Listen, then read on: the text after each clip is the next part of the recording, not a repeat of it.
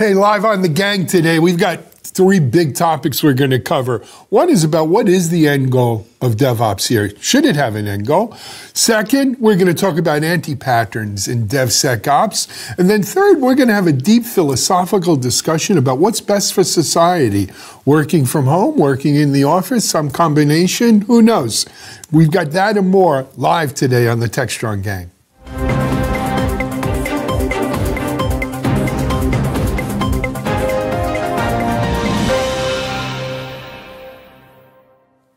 Hi, good morning, everyone.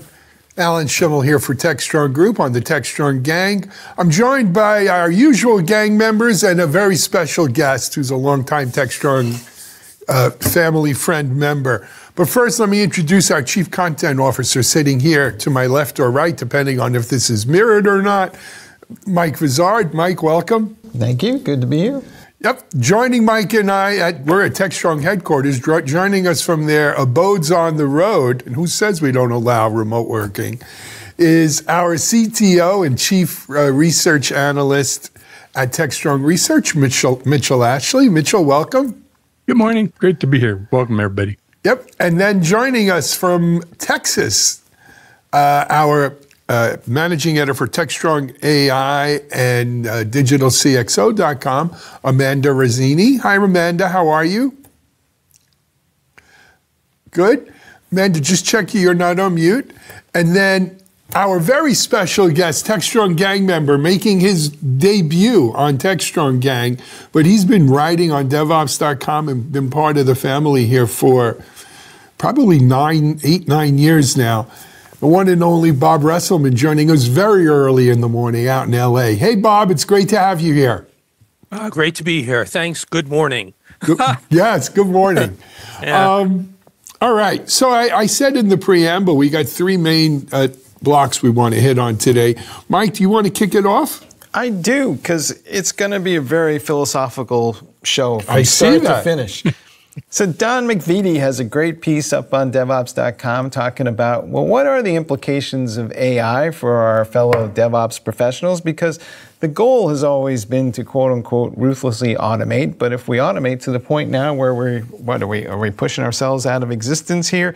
Who will do what? Because as he points out, if the machines are writing all the code, well then what do we need all the folks to manage this process? Because the whole thing will become highly automated. I know this is top of mind for you as of late, but lots of DevOps folks are wanting to know, where's my cheese going? So first of all, I would say that automation has not always been the chief goal of DevOps. I think the chief goal of DevOps has been to break down silos and cultural among people. Not process, not tools, among people, so that they work better together. And in working better together, we can have higher quality and go faster. If higher quality going faster entails automation, that's good too. But don't underestimate the power of people and of culture in DevOps. But I think we're mischaracterizing Don's article in all due respect. I think the point of Don's article is, what is the end goal for DevOps, right? Because if the initial goal was to make people work together better, break down silos, okay, we've achieved some modicum of success in that, right? We've added automation to the mix. We've done a lot of that. Platform engineering, check. SRE, check. You know, DevOps seems to be this ever-growing amoeba umbrella that encompasses many things. When is it finished? What does success look like? When can we shut the oven off? And AI is just the latest check on this whole DevOps, when's it done? And it promises in many ways, as you said, Mike, to be the most impactful. But I think the point of Don's article is you have business people, right? The business team, DevBizOps, who's ruthlessly moving forward. Let's do more, faster, better, cheaper, right? Automate, what have you. And then you have an IT team who says, I'm just following orders here. Tell me what your priorities are and we'll make it happen. I don't think the world's that clean cut. The other thing is, look, DevOps never had a definition. It never had a manifesto. It was always amorphous by design. Why should that stop now?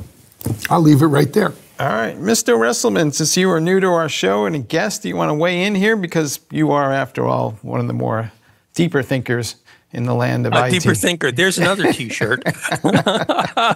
Well, let's remember the days before DevOps. I was actually working production at that time, and everybody get together, and we'd have a major deployment, and we'd all sit in a war room, and they'd put in, the potato chips and the soda and the ice cream and the coffee and all that stuff, and there would be the zip files. We'd be passing zip files between servers all over the place. That's what it was like, and then everything would go wrong, and then people would be there for the weekend and get really mad and do all that stuff.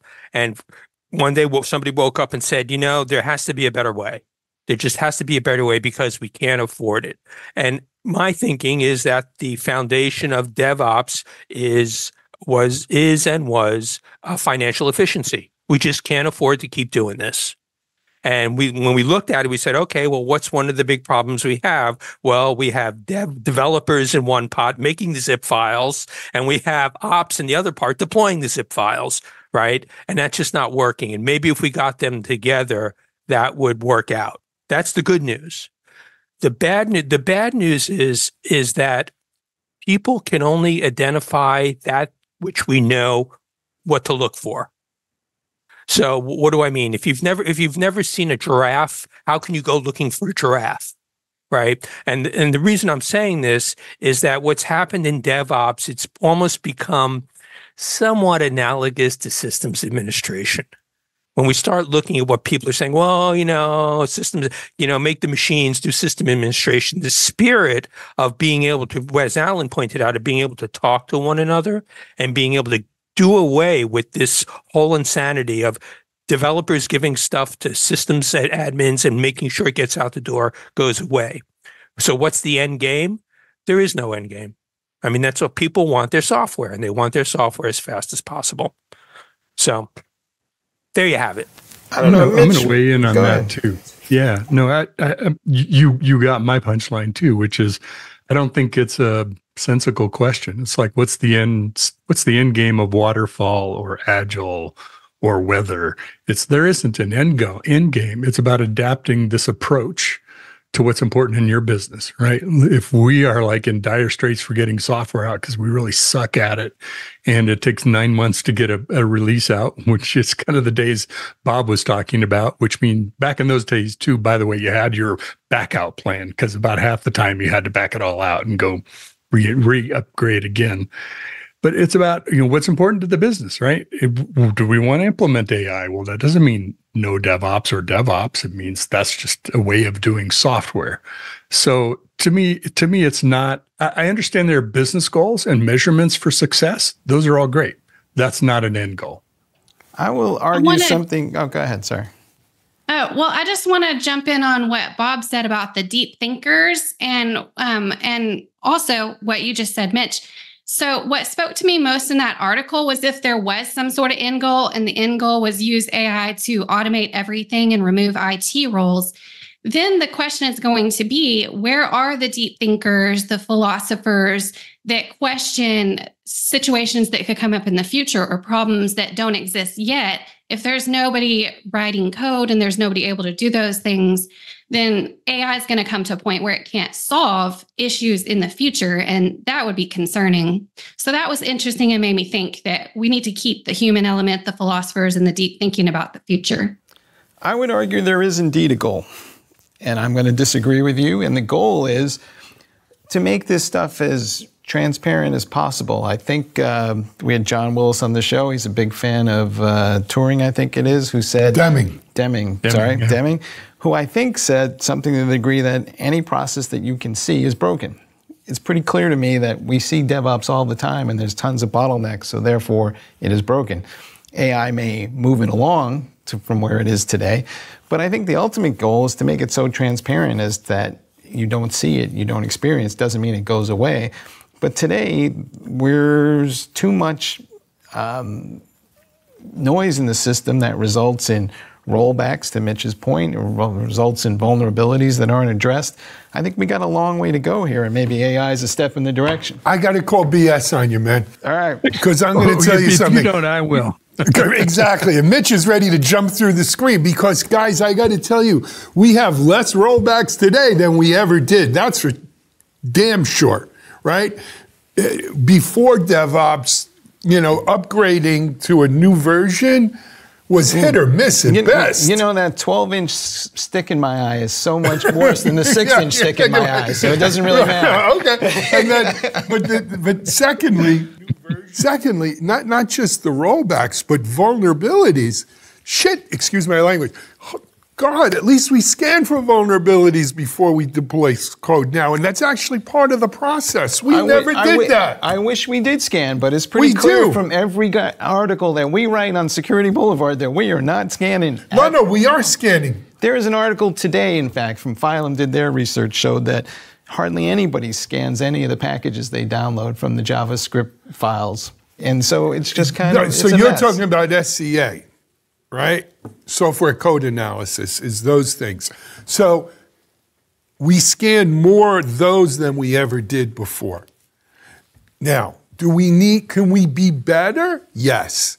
But let's be clear. Software coming out of the chute today is many, many times more secure than when Mitchell and I and Bob were what they were referencing, sitting around with the potato chips and ice cream, unzipping zip files. Oh, and we had to get it done, and I got my kid's birthday this weekend. I can't be here all weekend. Screw the scanning, I'll do it later.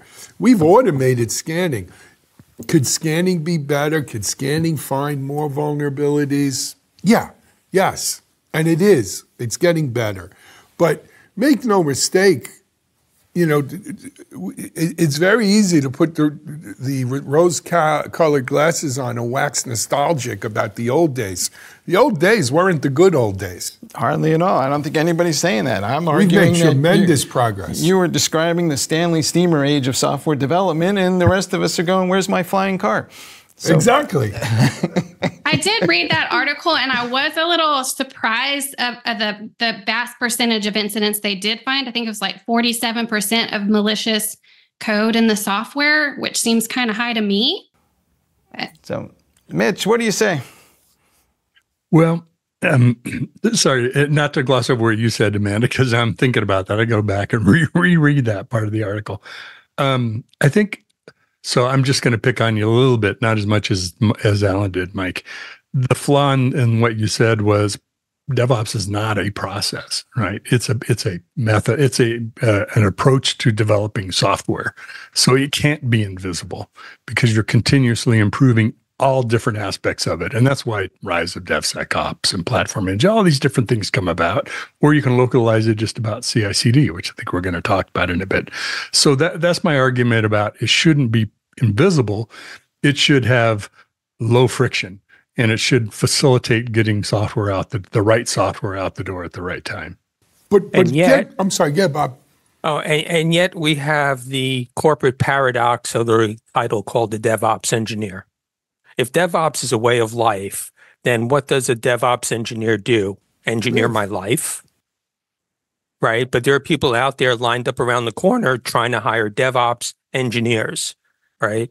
So that's just sort of strange to me, which is, again, going back to my argument that this notion of DevOps can only be interpreted in the language you have, which is if I'm a system admin, guess what? DevOps is systems administration.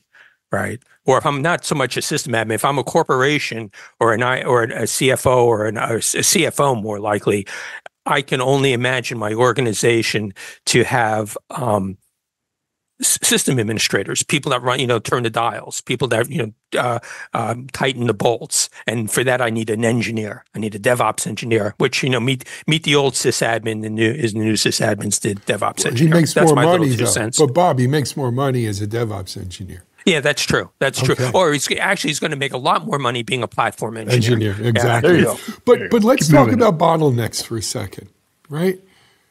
Again, I'll go back to Phoenix Project, which is based on the goal, right?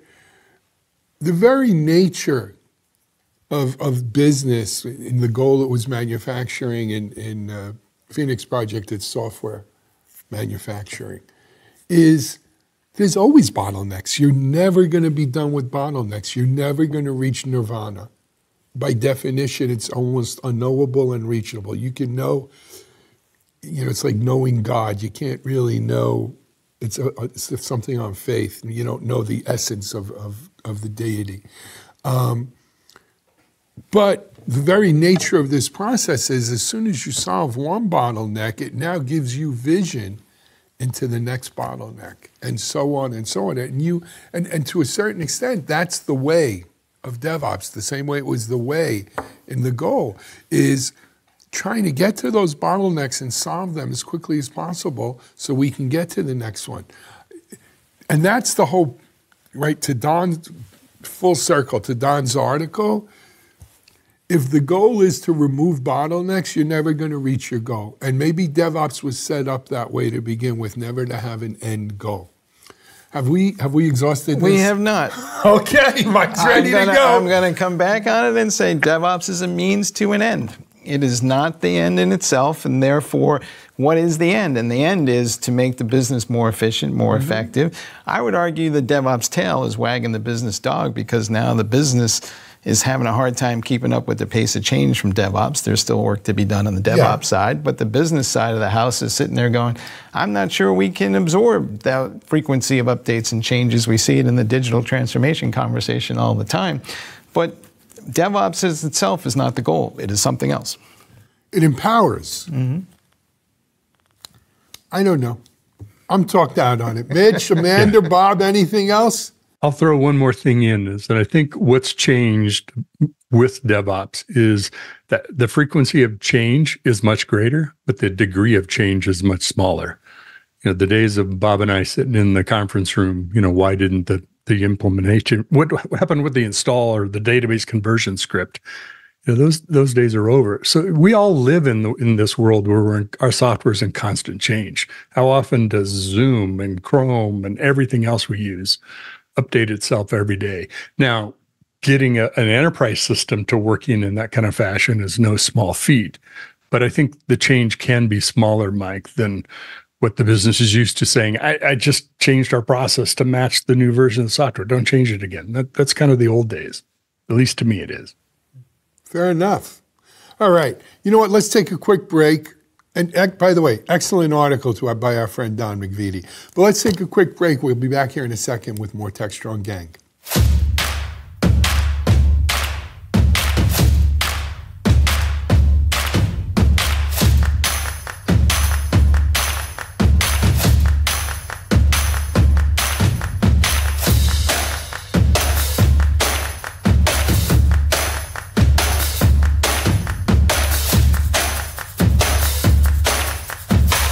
All right, folks, welcome back. We are now going to talk about our second favorite, most contentious philosophical topic, DevSecOps.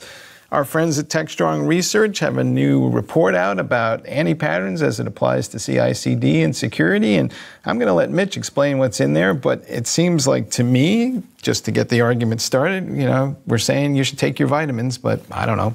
What's in there, Mitch? Yeah, every day, but we don't always do that, right?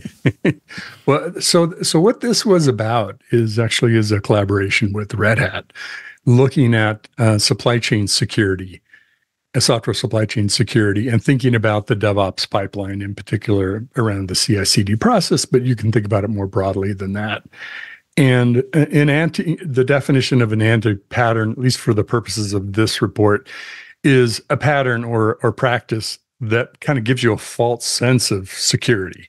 Like, doing these things, I'm good. I don't have to do more. That's fine. I'm secure. So scanning images that I put into my software supply chain, getting them from a reliable source, scanning for vulnerabilities, those are all good things. Nothing wrong with that. But is that enough? If it was enough, we wouldn't have supply chain attacks.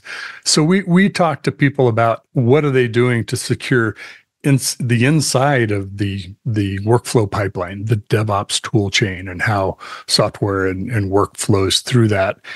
And sort of one of the interesting conclusions was one approach that's being used is using kind of a cloud native, some aspects of it, where you containerize and compartmentalize different parts of the CI/CD process of the supply chain and secure it at a more granular level. And people were using kind of that approach, borrowing some ideas from cloud native and things we've had before cloud native.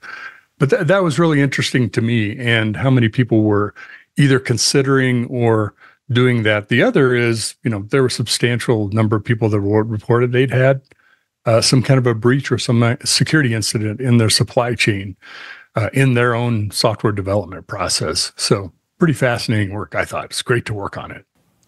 Bob, what's your take on this? And I'm going to ask you this question in this context. We hear the phrase shift left all the time. So who should be in charge of this security? Because some people would say, pardon my French, that shift left equals shit left.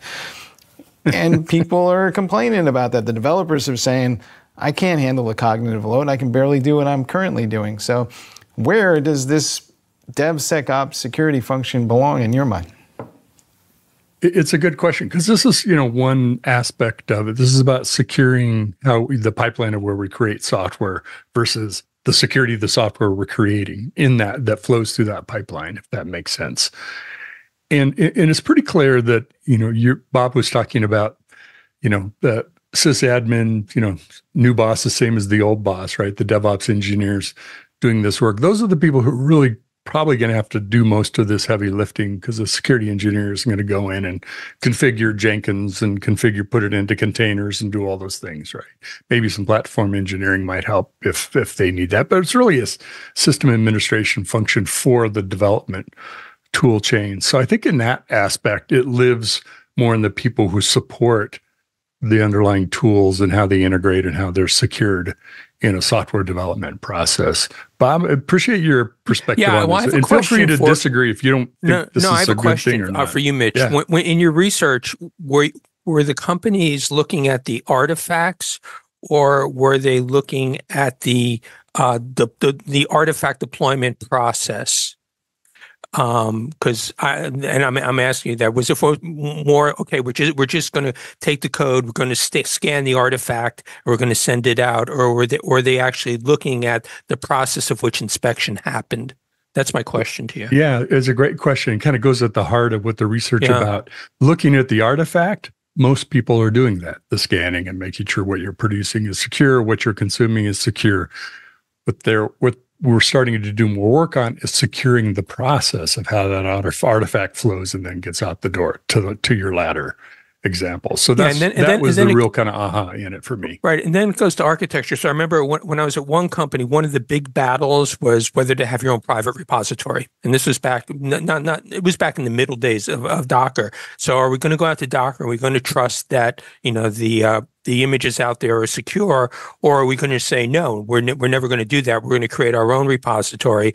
We're going to use images that are only ours. Even if it's a well-known image, we're still going to bring down those Docker files in that source and do it ourselves. And that was a huge fight. And that was a fight that actually the company I was at the time got lost. They went right to, they relied upon Docker.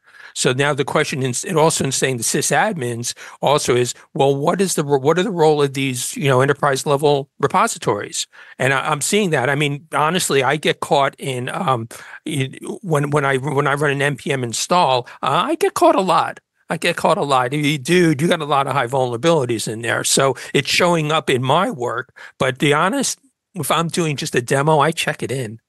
Mm-hmm. And so now, who's ensured there? Bob did a baddie, right? And so what in the deployment process is one, where's the security check happening? And I defer that to you, Mitch. And the other one is what is the security architecture? Again, local repos, global repos. And you got me. I'm interested to learn.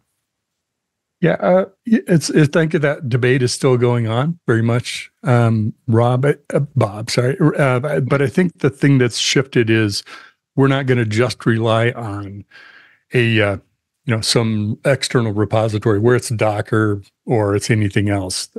Where are we getting that stuff from? And then let's bring that into our own environment and make sure it is what we think it is, and that we consistently use that from our repository and flow it that way. Now, is everybody doing that? I don't think it is. So, and I promise I won't call you Rob again. So that's cool. Why not? His name is Robert, but it is Robert. Yeah, before a judge. Yes. Yes. But he's not in trouble, so we don't use that name. But to me, here's an issue, though. It's more of a who's watching the watcher issue. Yes, yeah, I agree. Right? So we've put in these processes that theoretically, not processors, processes that theoretically are checking the software that we're getting from repos, whether they be public, private, local, global, whatever. However, we're relying on the software that's checking those artifacts or repo items to, in fact, be themselves not corrupted, right? And who's watching that? Who's checking that? Who's checking the tools we're using on the factory floor to assemble the software, right? And so it's not the classic DevSecOps conundrum of let's throw another straw on the developer's back. It's more of a who's watching the watchers. Can these tools be run self-checks? Do you trust them to run self-checks?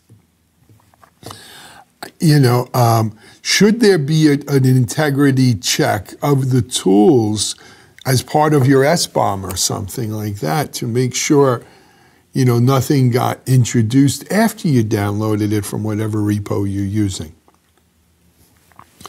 There's, again, as soon as you solve one bottleneck, we find the next bottleneck. As soon as we solve the problem of scanning software coming from repos, we worry about are the scanners corrupted?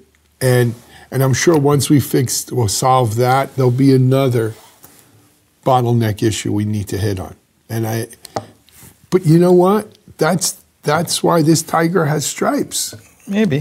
Mitch, do you think maybe it's a hollow debate, right? We see it in the industry all the time, but the more I think about it, I'm kind of like, trust nobody. The developer, don't trust them, but there's going to be stuff thrown into the build. Don't trust those people because they can make mistakes as well. And then by the time the whole thing gets deployed in production, somebody's going to do an update anyway. So you got to check it on the far right side of the equation. So maybe we should just be, we throw around the phrase zero trust, but I'm more of the presume everybody's guilty till otherwise proven innocent. That is zero trust. Mm-hmm. That is zero trust. Well, you hang around with security people long enough, and your software folks will become that way as well. I think it's more taking out I personally trust them, and I think that's a good source, and I'll use that and I'll download my code from there, which you can do on your own or a smaller development team. But it's more formalizing, where are we getting our code? How do we know we're getting it in a way that it's secure, and how do we know that we consistently use that, as opposed to something that might have been ingested or added to it.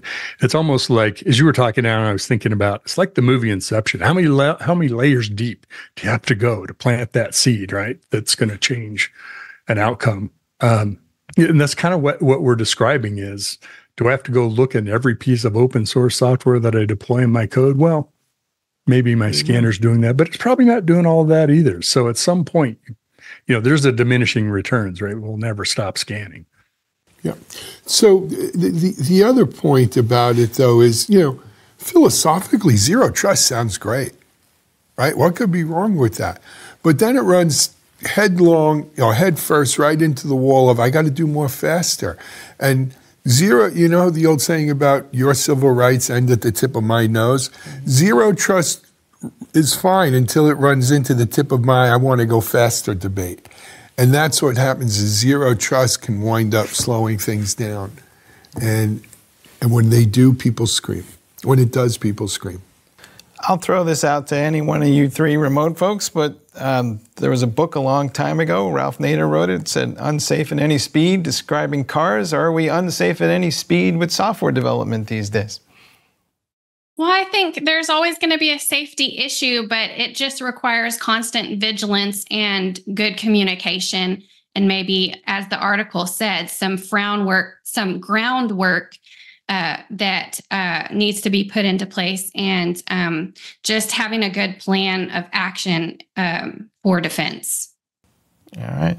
I think we can end it there. But to Amanda's point, I think the saying goes something like, freedom requires eternal vigilance. Is that where we are? I've heard that before. It does. I'll also put in that democracy is the worst form or the best of the worst, right? And that's kind of what we've got. All right, we're going to take a break on Techstrong Gang. We'll be back here in a second.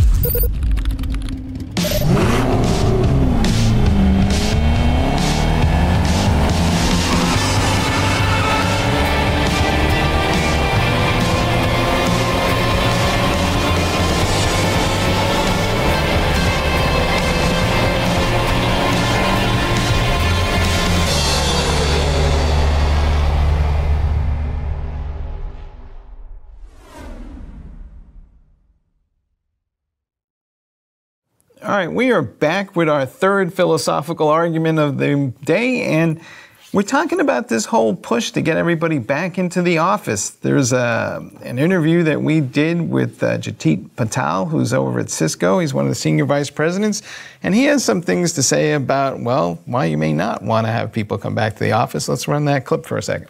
The future of work, in my opinion, I very strongly believe in this, is going to be hybrid, where people are going to work in mixed mode. There'll be times that they go into the office, that there'll be times they want to work from home, there'll be times somewhere in the middle. I actually think it would be, Mike, very regressive for society if we required everyone to be back in the office 5 days a week, because what that does is makes geography such a disproportionate prerequisite for economic participation and economic success. So I actually don't think it's a healthy thing to go back to pre-COVID days and everyone work from the office 5 days a week. I think the next generation of leaders need to figure out a way that they can build strong bonds and relationships and serendipity while never having met someone in person. All right, so he is saying that having everybody move to New York or San Francisco or Chicago, or wherever it may be, is bad for society. It's bad for the economy. It reduces the ability to have jobs that they can have well-paying for and live in nice little towns somewhere that would in turn drive their local economy. I know we have talked about the merits of working in the office versus remote. What's your take? So, I have an opinion or two on this. So keep in mind, myself, and Mitchell knows this, we co-founded Still Secure. I worked remotely for the most part for 10 years, 13 years. Not true. When we first started the company, I actually lived local in the Boulder area for 3 or 4 days a week and then commuted back and forth. I've been through COVID, as we all have. And I'm talking as a CEO now as well. There are layers and layers to this discussion. The first discussion I'm going to answer strictly as a CEO. I don't care what you tell me. Doing this on Zoom is not the same as having Mitchell, Amanda, and Bob sitting around this table with us. There would be more interaction. There would be more productivity. There would be a warmer feeling of togetherness than doing it like this. If I had my druthers, I'd fly them all to Florida and do it here, right? And that is equally as true with people working in office. Yes, there are certain disciplines, certain job functions that it's not maybe quite as important to, but overall, from a societal impact, it works better when people are together. No doubt about it, in the same place. And back to your society point. You got this finger wagging at me. I'm sorry. To your society point, I'll take San Francisco as the perfect example. Right? San Francisco, in many ways, a ghost town today, because it's not just that people aren't in the office as much, but you need a critical mass of people in the office so that the breakfast restaurant has enough customers to serve breakfast to, so that the lunch places and the bars after work and restaurants have places, so that the dry cleaner can drop people drop their stuff off and do their thing, so that the print shop down the block. And think about and if I want to go retail shopping during my lunch, not on Amazon, I want to feel a shirt, right? You need, I mean, this goes to fundamentally, society. You need critical mass of people. It would be nice if Mitchell was out on some big cloud ranch in Montana and Bob was on some seaside villa in Baja, California, and Amanda's out on St. Pedro Island, and you're up in Galway, Ireland, and I'm sitting here, right? And you all would be really happy. But we wouldn't really, it's hard to do a business like that. Are the tools better? Yeah. But I think they're a pale in comparison of working together. All right. Any of you remote folks have something to say about this? Well, I will say, while I see so much value of coming together in person, and I hear everything you're saying and do agree to some level, I think what outweighs all of that is comfort of working from home in the environment that you enjoy. You can be in your pajamas if you want to. That's exactly my point. If you're in your pajamas, go get a different job. I don't want people in their pajamas. I want people dressed for work, because how you dress has a lot to do with how you look at what you're doing. If you're in your pajamas, you're sitting around having fudge brownies. I beg to disagree. I think the research and the studies are showing that people, when they're working at their comfort level, maybe it's morning, maybe they're morning people, maybe they're night people, or maybe they're midday people. I need work done when work needs to get done, not when you feel comfortable. My world works on 9 to 5. The fact that you got something done at 10 o'clock, God bless you, but I needed it at 5 o'clock. Alan, how do you really feel about this? I'm telling you, I have strong feelings on this subject. I don't need people dressed in their pajamas. I don't dress in my pajamas. Right. So, well, let me tell them. Okay, so yes, I admit at one time I'm Bob, and I'm a recovering executive. One time in my long and stellar career, I was CTO of a emerging trading company on Wall Street. And I worked in New York during the week, and I went home into the Midwest on the weekends. And I found that my flight day was Monday. And I found myself getting paranoid because I couldn't watch what people were doing. I really couldn't watch what people are doing. What are they doing? They're probably smoking cigarettes and having a party when I'm not there. So then I changed my schedule to go every other weekend so I could watch them on Monday, right? And so that was more my paranoia. So if they all went remote, I wouldn't know what they're doing anyway, because the paranoia is mine. So going back to your point, Alan, as much as we'd like to have people in front of us, the trend, the heuristic trend I'm seeing is those days are gone. I buy a lot more from Amazon today than I do from Ralph's down the street. As a matter of fact, there are 3 retailers I go to now.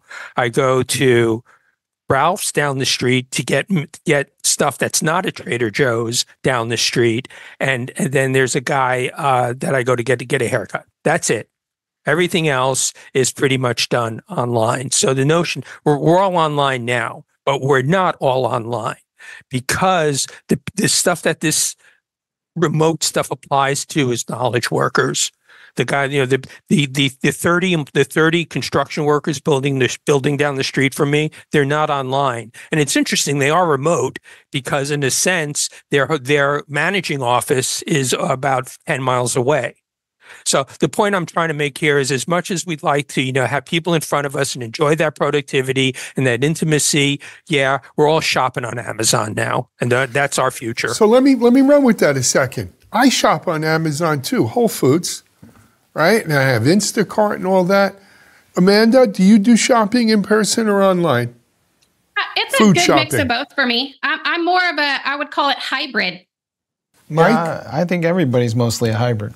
So I will tell you, yes, for packaged goods that you would get on Amazon, but I still, when it comes to supermarket shopping, I like to pick out the specific fruit that I want. This is a good apple. This isn't a good apple. When you order apples from Amazon online, you don't get the good apples. They take whatever the first 3 apples are and throw them in there.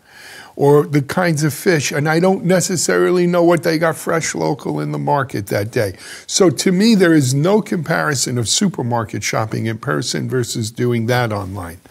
And it's the same thing with buying clothes. Yeah, I could buy my clothes online now that I've lost some weight and I can fit into better clothes. But until you touch it, you don't know. Mitch, is this a technology challenge that we're trying to solve here ultimately? Because theoretically, at least, I could have an algorithm that might tell me how fresh that apple is before it was thrown into a package and shipped to me.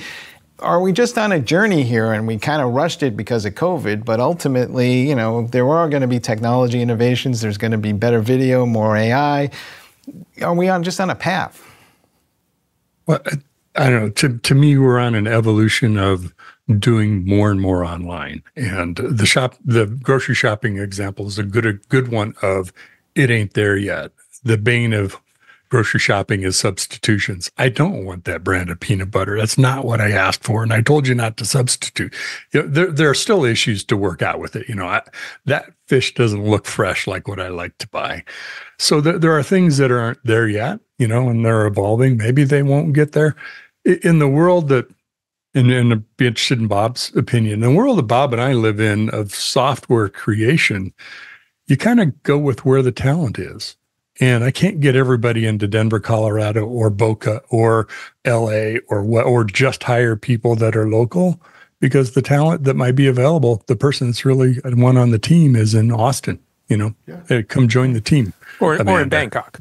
Right. Or Bangkok. Yeah, right. Exactly. And so then we get in, the whole wage compression stuff, which is, another story. What will become interesting if we watch the evolution. There's 2 parts here: the evolution of the online experience and this remote work. I'm still of the opinion that remote work is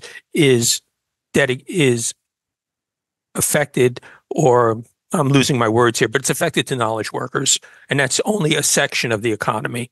Everybody else, they're still real time. They're still real time.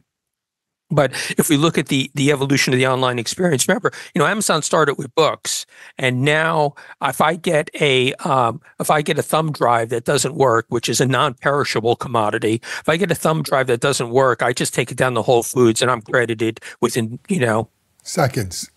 Seconds. And so my whole shopping experience is no worse than going down to Best Buy, bringing a thumb drive home down the street, putting it in my computer, it doesn't work, and I go back to Best Buy. The reason is that the evolution of the business process is such that it's almost immediate. So going back, so what's the next one? Alan, you're talking about high perishables. So what happens if Amazon says, okay, first of all, we're going to guarantee the quality, and they have, their AI looking, saying, oh no, Alan and Bob and Mitch returned all these apples because they weren't any good. We've got to improve our QA around our fresh produce, and eventually all the apples start showing up cool. Mm-hmm.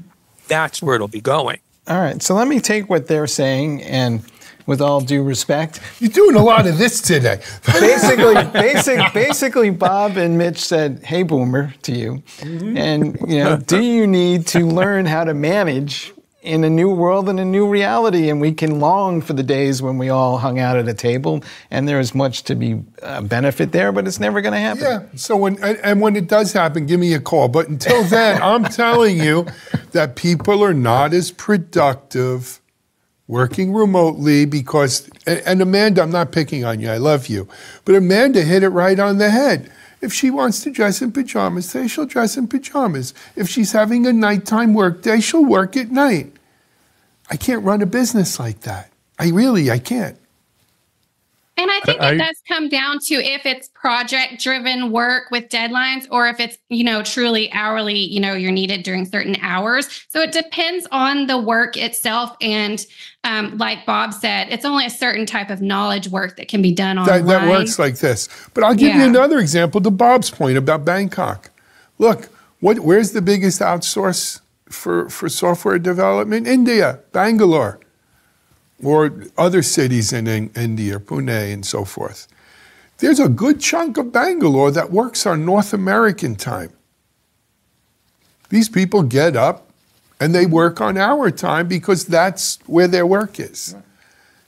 I think that's kind of the way, and I'm not, you guys can make me feel bad all you want. I'm not alone in this. I've got some pretty smart people who are saying the same thing. Well, we can just say to people, don't put your PJs on from 9 to 5, regardless of where you are, because you are working with people. To Bob's right? point, I'm not paranoid where I got to see people to know they're working. I know Amanda works. I see her output. I see how many articles we publish. The point is, how much more productive could she be if she was sitting in the same office as you, right? Because she uses Slack. Part of this remote working thing is you got to use the tools. There you go. Nice turnaround on Mike there. Nice job, Alan. That's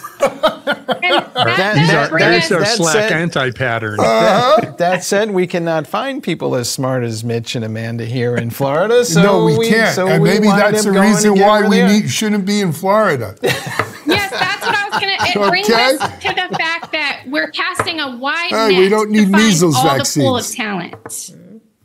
Yes, you do. And so, look, I think there's a pendulum that swings here, right? Even prior to COVID, when we were seeing the boom times in tech, you hired a software coder. If he was in Timbuktu, you would hire him because you need as many software coders as you can get. Now, as we're seeing these layoffs and we're seeing the job market tighten up, now employers are getting a little more picky, saying, I don't want that guy in Timbuktu. I want the guy down the block. You know, Alan, one thing I would say, I do agree. When you're face-to-face, I mean, when we want to like have an important meeting or a whatever working session, we all get together wherever it is, Boca in our case. There's a lot to say to that. I think one of the dynamics we don't talk about is a lot of what you're saying is very true for smaller, medium-sized teams, right? When we're working on projects, we're working on something, we're solving a problem, getting together. When you get into larger organizations, you still tend to hang out in your area. My floor of the building, I don't go to the other floors that often unless I got a meeting up there, and it's not that frequent. I definitely don't go to the other building unless I really have to go. So in larger corporations, the idea of bumping into together in the serendipitous, innovation stuff happens, but not to the same level that it does at smaller teams. Yeah. So I think that's where the everybody's got to be in one building is bullshit because those people are not going to run into each other. They're going to see each other maybe when they walk into the building, and they're going to work with the people that they work with.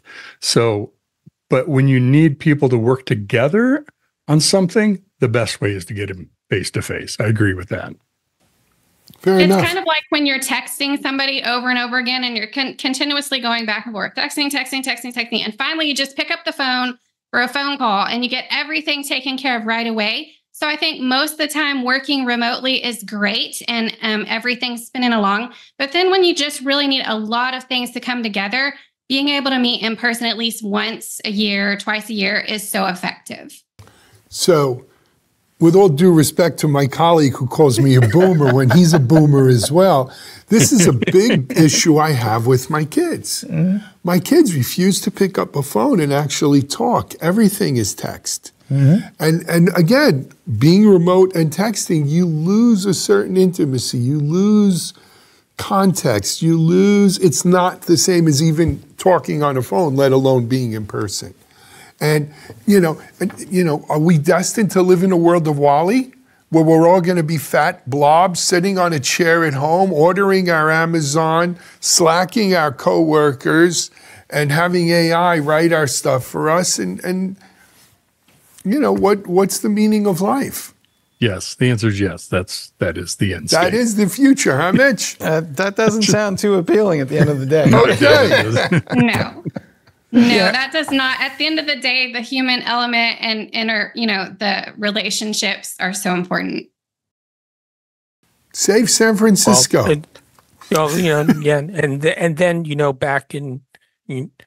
back before cars, hay was important because the horses needed them. And so, the point that I'm making about that is that the experience will change, and the notion of what it means to be engaged is going to change. The thing I worry about is that we just become so removed from this thing called reality. So, for example, in the old days when you used to get fired, at least you got called into a room. You got called into a room, and there were 3 other people in the room, and you had to sign some papers, and then you're given your severance check. Now you get an email. Yeah, that's true too. And what does that mean? Well, what's that? What? And for us, we are, many of us here are boomers, so it's like an amusement to us. Okay, that's cool. Isn't that cute? He just got fired by email. But what happens when for a majority of the workforce that does work online, that's their experience of being hired, working, and being fired? What does that do to one's perception of reality? I don't know, but we saw that poor woman who was fired, and she recorded it on video, and I think in hindsight, they'd rather have sent an email. Well, the email is aesthetically clean. Maybe. Impersonable, depending on the content. Because, this is a great point. Look, getting fired is a traumatic experience for anyone, even if you want to get fired, right? And, the fact that we do it sort of surgically via an email, or in the case of X, Twitter, whatever they call it today, right? They didn't even send the email first. First, they cut you off from all of your email and your resources and stuff, and then you had to kind of figure out, this means I'm fired, right? That's not human. That's not the kind of company, as a founder of a company, that's not the kind of company I want to run. And unfortunately, we, like everyone else in tech, we've had our share of layoffs, and you know what? It's not a happy thing to do, but it's something, as the CEO, I feel very responsible that I have to do it. It's not my favorite thing for sure, but I do it because the people who we're having to lay off or let go deserve it. And that's why, Mike, if you can in your video game, Alan. Right. They don't deserve to be laid off. They deserve your attention. Exactly. They deserve, right. They do. And I feel like it's my responsibility to do that because they deserve better. And anyway. I think there's 2 things that we should address when it comes to this topic, which is, number one, while the majority love working remotely, and that is the way, and that is the future, we do need to think about the mental health of those who are struggling with working remotely and the isolation. So I think we should talk about that, but also about the technology that does exist and how we harness that technology to make the remote work environment feel as human and close as possible, like removing the distance and making it feel as personal as possible. And there's a lot of technology out there to do those things. Absolutely, but those are for a future version of a future episode of Techstrong Gang. We've gone over our time today. Hey, we hope you enjoyed it. Bob Reselman, I appreciate you getting up so damn early in the morning out there. See, if you didn't work remotely, you'd be right here with us. But thank you very much. We'll have you back on soon. Keep doing what you're doing. Roll Bob cartoons, occasional essays. Bob, just give him a Google if you're interested in seeing some of the great stuff he's doing. Mitchell, Amanda, we'll speak to you soon. Mike, as always, great show. Thank you. All right. This is Alan Schimmel, Mike Vizard, Amanda Rizzini, Mitchell Ashley, and Bob Reselman for Techstrong Gang. We're out of here. DevOps.com is the #1 online destination for DevOps education and community building. DevOps.com covers all aspects of DevOps, including DevOps best practices and tools, DevOps culture, DevSecOps, business impact, continuous testing, continuous delivery, and more. DevOps.com has the largest collection of original DevOps content, featuring breaking news, blog posts, podcasts, and more. Visit www.devops.com to learn more. DevOps.com, where the world meets DevOps.